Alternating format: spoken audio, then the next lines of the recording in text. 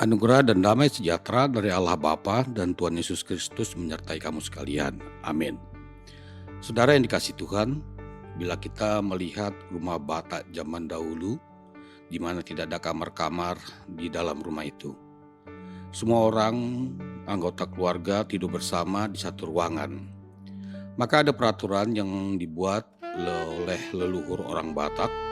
Tidak boleh mertua laki-laki berbicara bebas dengan menantu perempuan. Bila mertua laki ingin bertanya apakah menantu perempuannya sudah masak atau belum, maka dia memakai istilah simbolitas. Mertua laki akan mengatakan, "Hai tembok, apakah kamu sudah masak?" Maka menantu perempuan mengerti bahwa kata-kata itu ditujukan kepadanya. Maka dia akan membalas sudah masak atau belum. Aturan ini sebenarnya untuk menjaga etika kesopanan di tengah-tengah keluarga agar tidak terjadi tindakan atau perbuatan yang tidak diinginkan. Firman Tuhan bagi kita hari ini tertulis di kitab Imamat 18 ayat 4, demikian bunyinya. Kamu harus lakukan peraturanku dan harus berpegang pada ketetapanku dengan hidup menurut semua itu. Akulah Tuhan Allahmu. Demikian firman Tuhan. Saudara yang dikasihi Tuhan, bila kita membaca pasal 18 kitab Imamat ini secara utuh, maka pesan dari pasal ini adalah mengenai peraturan tentang kesusilaan yang harus dipatuhi oleh bangsa Israel. Peraturan kesusilaan ini dibuat agar bangsa Israel tidak melakukan perbuatan-perbuatan yang dilakukan oleh oknum bangsa Mesir yang melanggar norma-norma kesusilaan. Norma kesusilaan ini sangat perlu agar bangsa itu kudus dan tidak terjadi pelecehan-pelecehan seksual terhadap keluarga, terlebih kepada orang lain.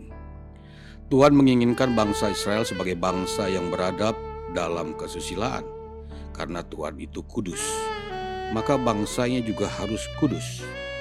Orang yang melakukan perbuatan melanggar norma kesusilaan akan susah hidupnya. Itu makanya Tuhan mengatakan di ayat 5, sesungguhnya kamu harus berpegang pada ketetapanku dan peraturanku. Orang yang melakukannya akan hidup karenanya. Akulah Tuhan. Hidup di sini bukan hanya bernafas saja, tetapi hidup yang lebih luas adalah damai sejahtera, bebas dari tekanan psikologis, material, masyarakat, dan sebagainya. Saudara yang dikasihi Tuhan, peraturan dibuat untuk ketertiban dan keberadaban manusia dalam hidupnya. Dengan hidup tertib, maka akan ada keteraturan dalam hubungan bermasyarakat. Sebagai masyarakat yang menjunjung moral kesusilaan, maka norma-norma yang berlaku di tengah-tengah masyarakat Indonesia harus dihormati. Anak-anak dari usia dini harus diajarkan tentang norma-norma kesusilaan dan juga peraturan-peraturan yang telah ditetapkan oleh Tuhan. Pergaulan bebas dapat melanggar norma-norma kesusilaan dan didapatkan pernikahan dini. Dari kelanjutan keluarga tidak harmonis karena belum dewasa secara bertindak dan berpikir. Mari kita mengajarkan kepada anak-anak kita taat kepada firman Tuhan dan kita juga menjaga kesantunan dalam kata dan perbuatan. Kiranya Tuhan memberi hikmat daripadanya kepada kita dalam menjalani kehidupan. Tuhan memberkati. Amin.